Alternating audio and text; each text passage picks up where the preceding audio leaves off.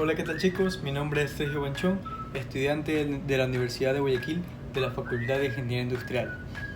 El día de hoy vamos a hablar sobre el procesado de los materiales. Los materiales procesados son aquellos que han pasado por algún tipo de procesamiento y que se utilizan en la fabricación de otros productos. Estos se distinguen tanto del concepto de materia prima como de la definición de componentes. A diferencia del primero, su estado natural ha sufrido algún tipo de modificación anteriormente. Tenemos primero el procesado de materiales metálicos. El objetivo principal de este es desarrollar nuevas tecnologías de procesado de materiales metálicos, convencionales y avanzados, profundizando en la correlación entre su composición, estructura y sus propiedades mecánicas. Los estudios teóricos de modernización y simulación están principalmente orientados al diseño de nuevos materiales metálicos y nuevas superficies. El concepto básico de esto es que las materias primas se mezclan y se funden, proporcionando finalmente una formación bruta de colada. Ahora, mencionaré algunas de las principales técnicas de procesado de materiales. Primero, el proceso de forja, que consiste en las uniones, la laminación, que es como la soldadura, la extrusión, que da como resultado una soldadura fuerte, y la embutición, que es una soldadura blanda. El estampado, que es la pulvimetalurgia. El fraguado, que es la compresión isostática caliente. El extruido, que está conformado por el superplástico. Y el proceso de moldeo, que consiste en una solidificación rápida. Los procesos de fundición o fusión y colada consisten en llevar un material a un estado fluido por calentamiento y después volcar y colar ese fluido en un molde dejando que éste se solidifique. El moldeo puede ser de diferentes formas. Tenemos el moldeo en arena, el moldeo en coquilla, el moldeo a presión y el moldeo a la cera perdida. Por consiguiente, tenemos el procesado de materiales cerámicos. Este debería ser más resistente que los metales por los enlaces interatómicos fuertes que poseen, pero debido a que los átomos no pueden desplazarse con facilidad bajo las fuerzas aplicadas, se fracturan en vez de doblarse como los metales. Tenemos los cerámicos cristalinos, que poseen una estructura atómica y molecular ordenada a partir de patrones geométricos repetitivos. Existen además también los cerámicos policristalinos, que presentan más de un tipo de arreglo cristalino de manera simultánea. Se obtienen a partir de sílice fundido. Tanto el proceso de fusión como el de solidificación son lentos, lo que permite a los átomos ordenarse en cristales regulares.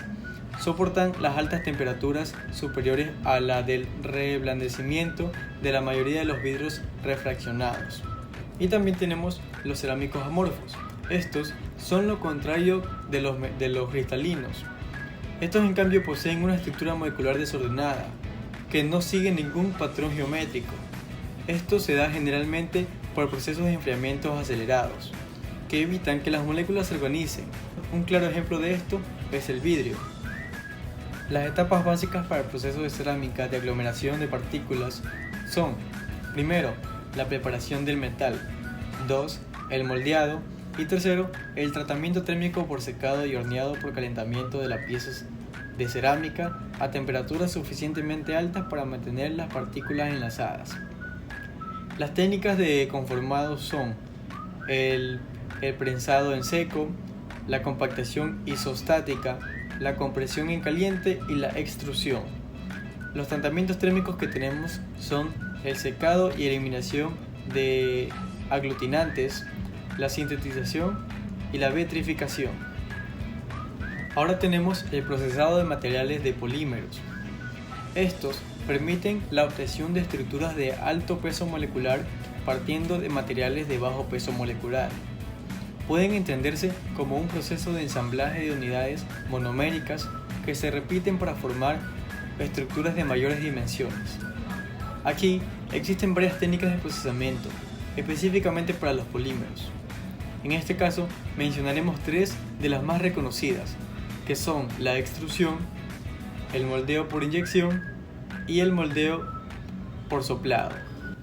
La extrusión es un proceso de compresión en el que se fuerza el material al fluir a través de un orificio practicado en un troquel a fin de obtener un producto largo y continuo, cuya sección transversal adquiere la forma determinada por la del orificio.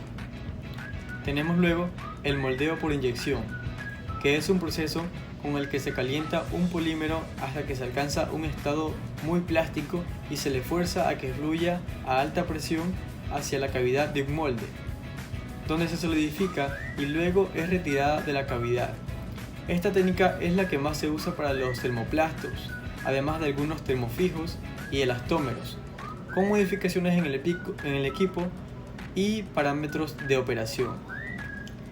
Luego el moldeo por soplado, que consiste en un proceso en el que se utiliza la presión del aire para inflar plástico suave dentro de una cavidad de un molde. Proceso muy importante para fabricar piezas de plástico huecas de una sola pieza y con paredes delgadas, como botellas y contenedores similares. También existe en el moldeo de soplado por extrusión e inyección. Por último, tenemos el procesado de materiales compuestos. Estos se conocen también como plásticos reforzados, debido a su compleja estructura. Estos requieren métodos especiales para darles formas como productos del consumo e industriales. El proceso de diseño y fabricación de productos con materiales compuestos consta de 5 etapas que requieren conocer con detalles las propiedades de las materias primas y las particularidades del proceso de fabricación seleccionado.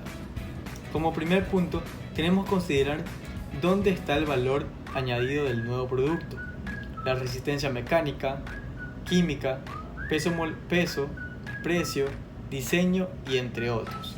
Es fundamental definir el valor añadido del nuevo producto antes de abordar a la siguiente etapa. Segundo, tenemos el diseño conceptual.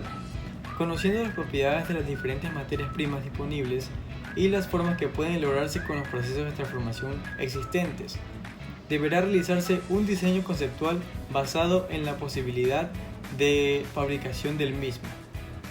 Tercero, tenemos el diseño de detalle, que es el momento de considerar todas las especificaciones del producto y llegar a un diseño concreto, con tamaños y espesores determinados y con componentes perfectamente identificados. Como cuarto punto es el desarrollo de útiles de fabricación.